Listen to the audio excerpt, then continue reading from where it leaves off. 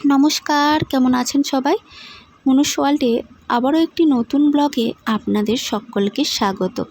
এই ভিডিওটা গত পরশুদিনকার মানে সানডেতে করা, তো ঠিক টাইমে আমি ভিডিওটি আপলোড করতে পারিনি, তার জন্য আপনাদের কাছে আমি ক্ষমা চেয়ে নিচ্ছি।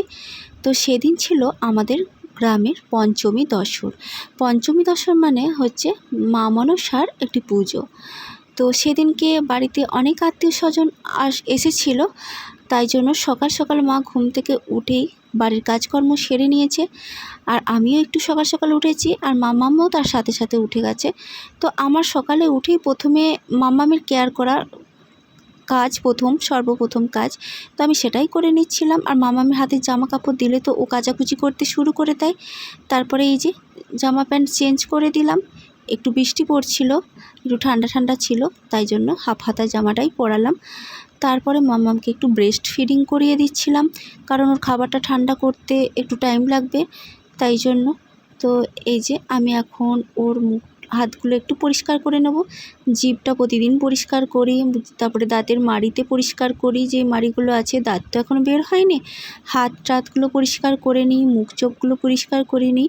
এটা আমি প্রত্যেক দিন করি, কারণ আমি কেন, প্রত্যেকটা মাই তার বাচ্চাকে এরকম করে প্রত্যেক দিনই পরিষ্কার করে নেয়। তারপরে হচ্ছে যে আমি ওকে খাইয়ে নেব। তো অনেক আত্মীয় স্বজন সেদিনকে এসেছিলো। আত্মীয় স্বজন বলাটা ঠিক হবে না, বাড়ির মানুষজনই, যেমন দিদি, জামাইবাবু, দিদির ছেলে মানে আমার বোনপো, তারপর আমার মা বাড়ি থেকে এসেছিলো, শুভ এসেছিলো। তো ভাইকে একবার দিলাম, মামামকে নিয়ে ঘুরে আসলো, তার ফাঁকে আমি খাবারটাও রেডি করে নিচ্ছি। দেখলাম যে ঠান্ডা হয়ে গেছে, তারপর আমি খাইয়ে নিয়েছিলাম। আর এই যে মামাম না ঘুমিয়ে গেছে, আর হাতেতে ছোট্ট ফোনটা ছিল, ও ফোনটা কিছুতেই ছাড়েনি। তো তারপরে আমি চলে আসলাম আমার রুমে।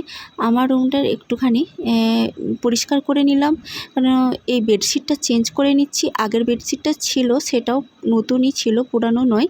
তো তবুও জামাইরা সব আসবে, মায়ের কড়া নির্দেশ নতুন একটা বেডশিট পাততে, তাই আমি পেতে দিলাম। আর সকাল থেকে এত বৃষ্টি হয়েছিল যে ভেবেছিলাম বোধহয় পুজোটাই পুরো পণ্ডু করে দেবে। তো যাই হোক, ঠিকঠাকভাবেই কেটেছিল। তারপর সকাল সকাল বাবু ব্যাগ হাতে বাজারে চলে গিয়েছিল।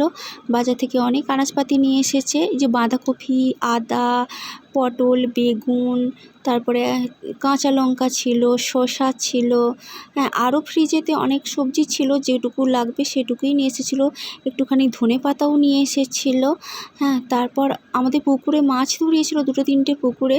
তো মাছটা যাই হোক আমাদের কিনতে হয় না, কোনো অনুষ্ঠান পুজো পার্বণে ঠিক মাছটা আমাদের পুকুর থেকে ধরিয়ে নেয়, যতটুকু লাগে তো চলে আসে। তো যেহেতু পঞ্চমী দশর মা মনসার পুজো, তো অনেক কিছুই রান্নাবান্না করতে নেই, তাই জন্য মা তো টেনশন করছিল যে কি রান্না করব, কি খাওয়াবো জামাইদেরকে, সবাই আত্মীয় স্বজন আসবে, তাদেরকে কি খাওয়াবো, কি রান্না করব। তাই জন্য আমি বললাম ঠিক আছে বাঁধাকপি করো।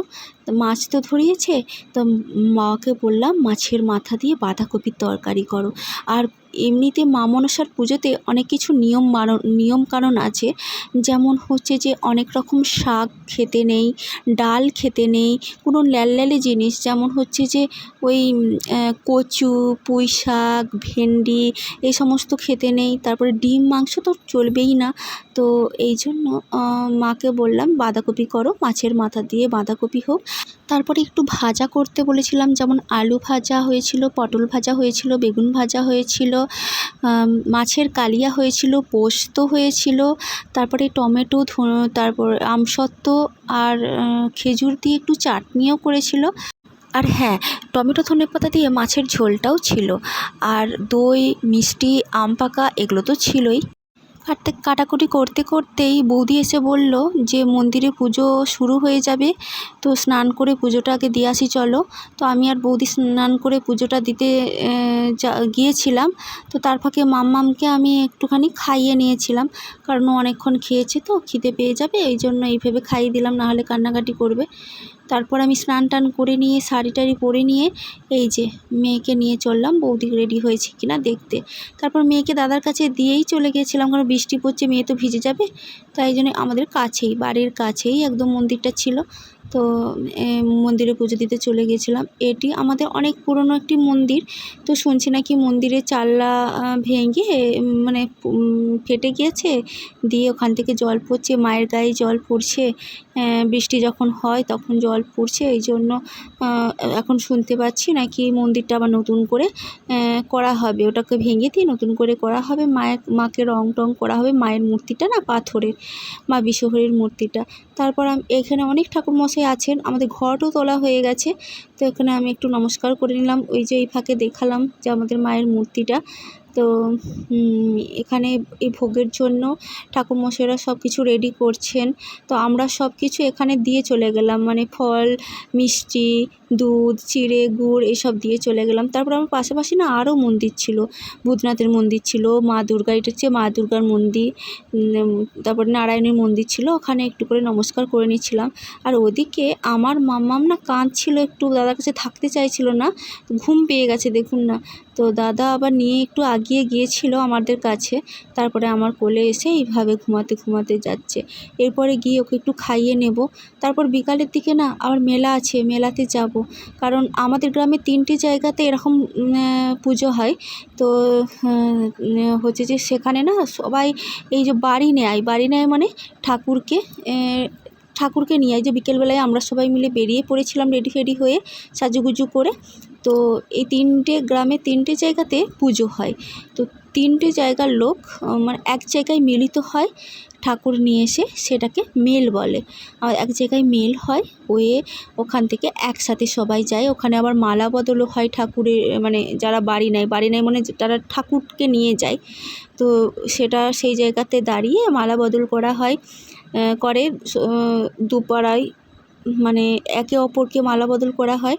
তারপরে মন্দিরে গিয়ে একটি জায়গাতে বিশ্রাম নেয়, একটা মন্দিরে, মনসা মন্দিরেতে বিশ্রাম নিয়ে আবার সন্ধ্যাবেলায় ব্যাক আসে। তো এই যে এই মজার বিষয় হলো, এই জায়গাটাতে এসে তখন এমন বৃষ্টি শুরু হয়ে গেছে, তো যে যেদিকে পেরেছে দৌড় দিয়েছে। আমাদের কাছে ছাতা ছিল না, বৌদির কাছে মাম্মাম ছিল, বৌদিও মাম্মামকে নিয়ে অন্য একজনের ছাতায় ঢুকে গেছে। আর আমার ভাই, আমাদের যেহেতু নিজেদের ঠাকুর ছিল, তো আমার ভাই হচ্ছে যে ঠাকুর বাড়ি নিয়েছিল। আর এইদিকে দেখুন এই খুদে খুদে বাচ্চারা কেমন ঠাকুর নিয়ে যাচ্ছে। হ্যাঁ, তো ভীষণ ভালো লাগে, অনেক মানুষ আসে দেখতে, ভীষণ মজাও হয়। এই যে ঠাকুরকে নাচতে নাচতে নিয়ে যেতে হয়, এটাই এখানের বিশেষত্ব। তো তারপর হচ্ছে যে আমার ভাই বাড়ি নিয়েছিল, আমি ভাইকে দেখাতে পারিনি, এই সামনেতেই ছিল ভিড়ের মধ্যে। ওই যে ভাই আমার যাচ্ছে ভিড়ের মধ্যে, কোথায় হারিয়ে গেছে। তো এখানে অনেক মন্দির আছে, শীতলা মন্দির, শিবের মন্দির, মনসা মন্দির, অনেক হরির মন্দির অনেক আছে। এই মন্দিরের চারপাশে, আটচালাটার চারপাশ দিয়ে এই 3 পাক ঘুরতে হবে, এই সবাই ঘুরবে, মানে 3 গ্রামের 3 জায়গার মন্দিরে যতজন বেরো আছে, মানে যতজন ঠাকুর নিয়েছে, বাড়ি নিয়েছে, তো সবাই ওই 3 পাক করে ঘুরবে। আর আমাদের এই গ্রামের এইটাই হচ্ছে কেন্দ্রবিন্দু, এখানেই সমস্ত রকম অনুষ্ঠান হয়, মেলা, পুজো পার্বণ সব এখানেই হয়। এই যে আমার ভাই বাড়ি নিয়েছে, ভাইয়ের মুখ পুরো তো শুকিয়ে গেছে না খেয়ে। তারপরে আমরা চলে আসলাম একটু মেলার মধ্যে, মেলাতে ঘুরতে। বৃষ্টির কারণে অনেক দোকানদানি বসতে পারেনি। তো তারপর আমার মাম্মামের চোখ গেছে বেলুনের দিকে। লাল বেলুনটা দেয়া হয়েছিল ওর হাতে, কিন্তু লাল বেলুন তো কিছুতেই নেবে না, ওর তো সাদা বেলুনই পছন্দ। তো এই বেলুনটা